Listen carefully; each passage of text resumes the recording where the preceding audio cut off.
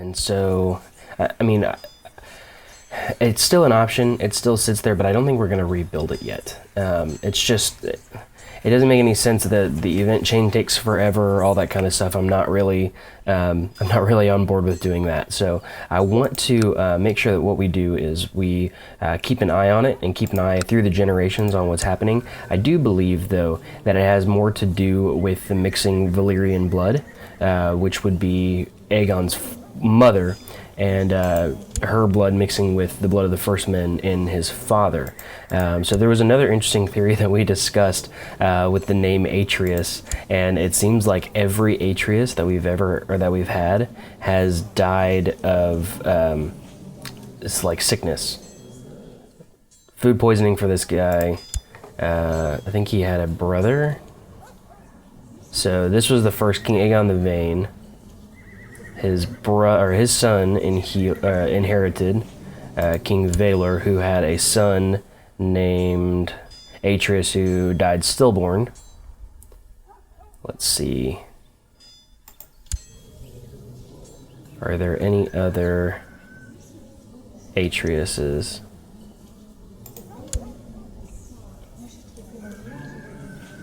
I don't see any more. But yeah, I think we had one in before the time warp even. I think we had one that died of sickness, and so maybe we'll have to keep an eye on that as we go forward. Maybe the name is cursed. I don't know. Maybe it's the name and not Harrenhal. No, I'm just messing around. I think it has more to do with the blood mixing, and so we're gonna try to get back to the first men culture and style, just because I don't want to risk that in the future. And plus, the first men obviously have the green dreams, which our heir has right now. So if we can kind of keep that in line and keep that going, I think that that'll be for the best. Moving forward, it just makes more sense. The other thing, and we're going to get into this episode really soon, but the other thing is that we have some plans for today, some ideas, some things that need to happen, because House Bear was insulted. But first, let's roll the intro, and then we'll get into all that. So if you will remember from the previous episode, House Bear was insulted by the Lannisters of the Rock for their refusal to marry into House Bear. We had agreed upon a matrilineal betrothal, and then whenever the marriage came up, and they went through, they said they could no longer do matrilineal, and I'm sorry, it was a regular betrothal, not a matrilineal betrothal. And then we went through, and she ended up in a matrilineal marriage with this guy who, I mean, I guess it was just the first available person. I mean, the guy has decent stats and decent traits, but still, it's not like making an alliance with a powerful house in the most powerful kingdom, at least in the south of Westeros.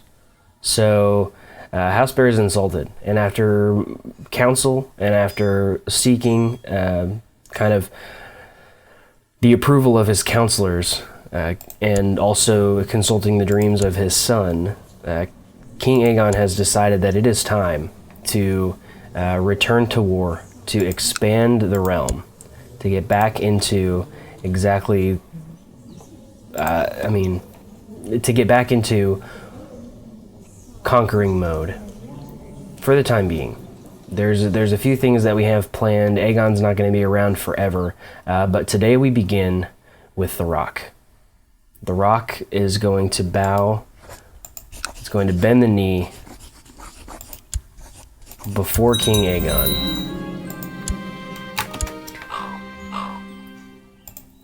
All of our Lord Paramounts are taking up arms. Oh, look at this. My king, I see not the point in conflict with you and your dragons. I hereby surrender and will swear fealty to you forthwith.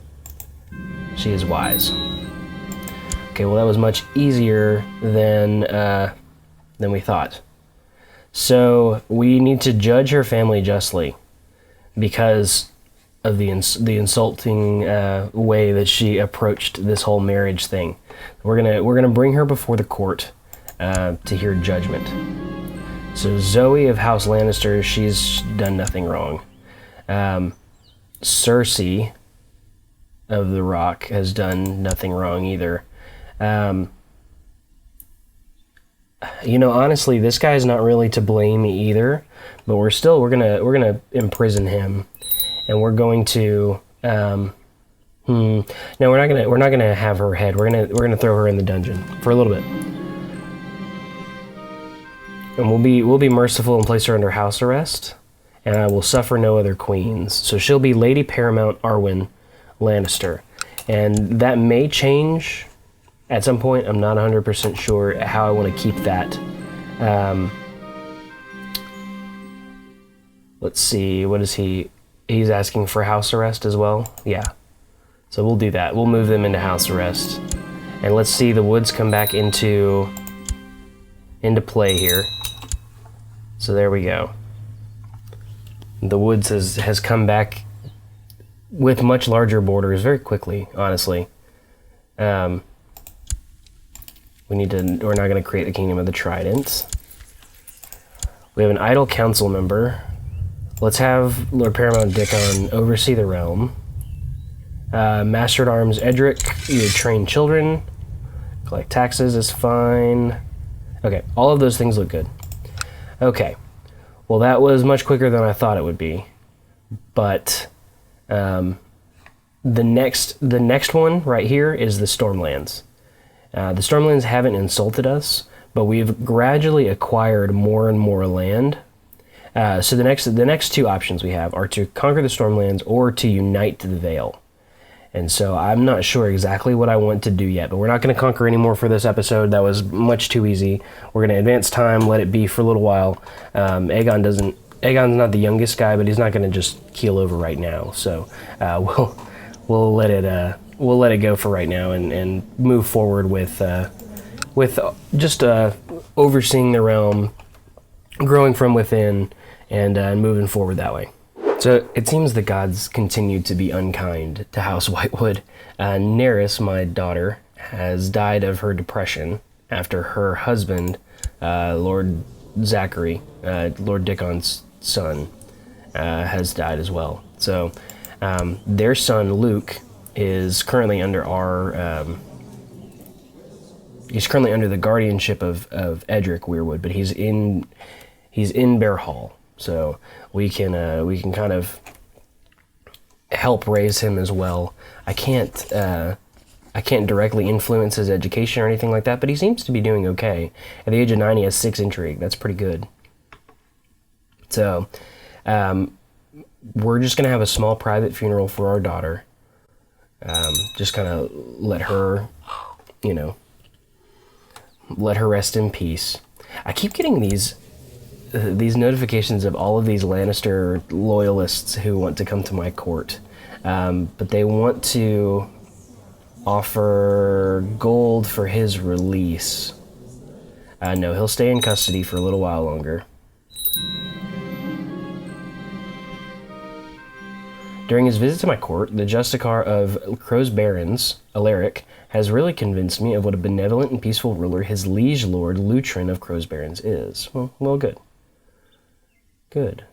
Lord Lutrin, he is the vassal of Ardos of the Bite, who is the vassal of Lord Paramount Pate of the Neck, vassal of King Ellery Stark, the King in the North. So good. Don't really have any need for any of that. So we now have enough gold that we can begin to colonize if we wanted to. Colonize Driftmark right here, which would be difficult, I think. I don't think we will want to colonize just yet. Colonies take forever, and I don't know that I really want to do that.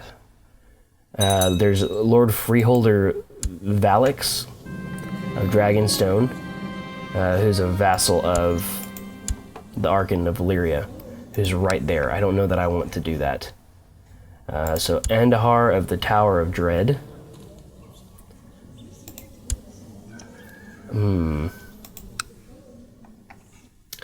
Let's purchase him some, a decent education at least. Let's purchase him a good education to get him through. This past month, your bannerman, Lord Dan Harlaw, I have a... What? Huh.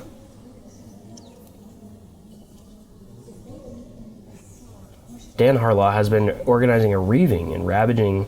A reaving he has announced will travel far to the north in the Shivering Seas, where they will target the Lorathi and Ibonese ships. He and his fellow reavers are now ready and have set sail from Pebbleton on their quest to follow the old way. Let them go as long as they do not molest my lands. So I need to see where he's from. How do I have... I have lands in the Iron Isles now. Well, that just opens up a whole can of worms. I had no idea. Okay, I have an opening for Master of Whispers that we need to take a look at really quick. Who are our best options? Oh, awesome. Cormund, Lord Paramount of Blackwood, has 20 intrigue. So yeah, we're gonna keep him happy. We're gonna make him our Master of Whispers. And he's busy scheming there in Bear Hall. A son was born to Adric Rivers and Amira the Wicked, named Aegon. Oh, who's quick, but sickly. So hopefully they can get him to feel better. House Cogswell, is that her house? No, that's his house. So we need to come up with a new house name for our blinded son, Adric Rivers. Give me a second. Let me think about that, and we'll create a new cadet house of House Bear. Okay, so here we have House Snow Bear, which is going to be the new cadet house of House Bear. The sigil's very similar, but I didn't want to get super confused between the two, so I made it the bear sitting, or the bear walking, instead of the bear up to attack. And so basically it's just the reverse colors of House Bear, and it is the bear that is walking right there. So yeah, that's House Snow Bear. And so that'll begin a new cadet house right here. We need to find him some lands, but we don't have to do that too quickly. He can just kind of stay in our court as a nobleman, and regular marriage, so his son is actually a member of House Snow Bear as well. So that should be good. And I'm excited about that. That's a good step to take in terms of growing our own house lore. Having these cadet houses that kind of crop up from bastard children is good too. So let's read this raven that we just got. 2 people eloped, got married without anyone's consent except their own, and it falls to me as their liege to either accept the marriage or do something about it. So Owen and Becca. So Owen is of House Rainy, and Becca is of House Seashade.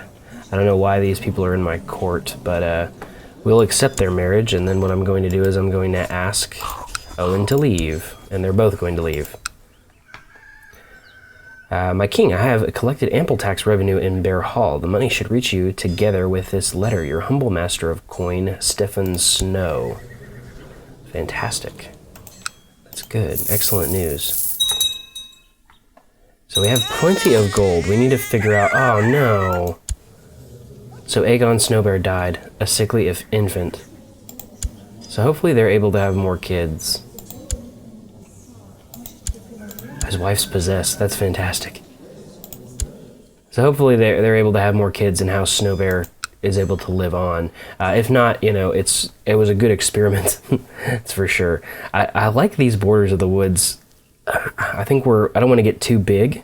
I don't want to like completely engulf all of Westeros, but I think if we can manage to take the Vale and take the Stormlands, that'll kind of round out our borders to the point where we won't be overly huge, but we also won't be ridiculously small in the grand scheme of things. So if we begin to absorb these other kingdoms, I think we'll be in good shape. I'm not terribly worried about it. That's for sure.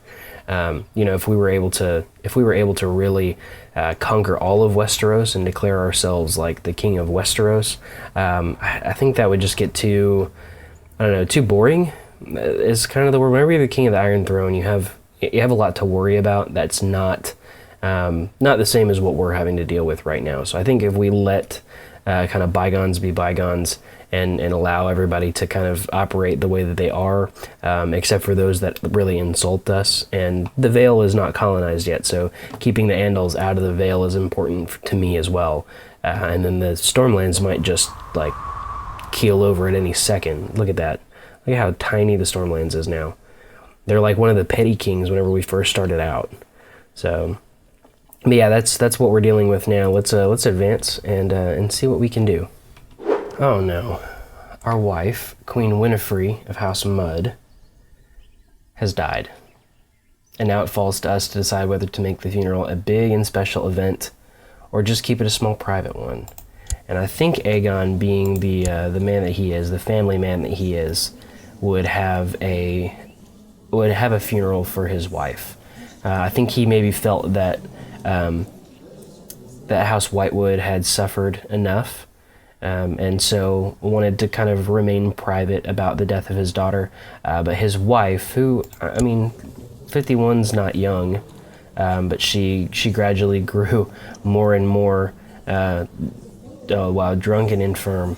That's what did her in. So gradually grew more and more unhealthy as the days went on. I think he would honor her with a funeral. So we're gonna hold a funeral for Winifred Mudd, and all the lords and ladies of the realm are hereby invited to that. Oh, good! Look, if we fulfilled the ambition to become exalted among men. Look at our prestige. That's fantastic. Aegon is definitely the one of the best kings that we've had in House Bear. I think they could build a war chest and get a national tax modifier of plus 10%.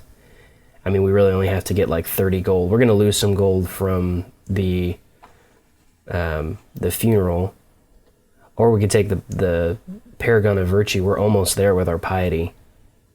Gain 100 piety and plus 1% moral authority for 20 years. Let's do that. Let's become Paragon of Virtue, since we're going to lose a little bit of gold with this funeral here. The invitations have been sent to the lords and ladies of the realm to come to the funeral. It's time to prepare the feast and for the funeral itself. The best part about preparing a feast is deciding what foodstuffs to get. I must purchase venison, boar, and duck, spices, wine, and ale, honey for the desserts, cheeses, and perhaps even a swan or a peacock. So we're going to spend lavishly on food. This feasting is going to kind of make the lords in the kingdom a little bit happier and kind of put to rest some of the discomfort that Aegon feels. Your Master of Coin, Stefan, has grave news. Part of the castle, where the guests would be staying, would have to be repaired, or else he couldn't guarantee the guests' safety. It would be rather costly, but Stefan assured me the repairs would be worth the cost. Oh yeah, just repair it, that's fine.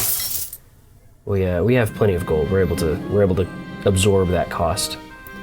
The conjurer produced a rabbit from a hat, then made a handkerchief change color from brown to red, and then he simply vanished from the room, only to knock on the door and open it a few seconds later. Oh, you must perform at my feast, David Blaine. I'm excited about this. Street magic. All the guests have arrived at Bear Hall, and it's now time to start the feasting to celebrate the life of Winifred Mudd. Let the feasting commence. Some of my guests did not seem satisfied with the food, but I would never have thought one of them would complain out loud. Willard said a lot of nasty stuff about the food, and I couldn't help but feel irritated. Well, if you don't have anything nice to say, then you should shut your trap. Brandon has used his attendance at the feast at Bear Hall to present a petition for justice before the court. He claims that Roarin sullied his honor by having illicit relations with his wife. Well, then Roarin has to pay recompense.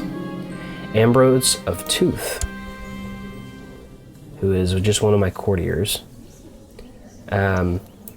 is also petitioning for justice. He claims that Roarin of the Tooth had his kinsman, Sir Christopher of Tooth, murdered. So Roarin is not a good guy, and therefore we will arrest him, right? Yes. We will arrest him. That's 2 complaints about Roarin, so we're just arresting him. Osmond of Edgerton's Keep has used his attendance at the feast in Bear Hall to present a petition for justice before the court. He claims that Silwa of Blackheart Keep made an attempt on his life and demands that she be brought to justice for this attempted murder.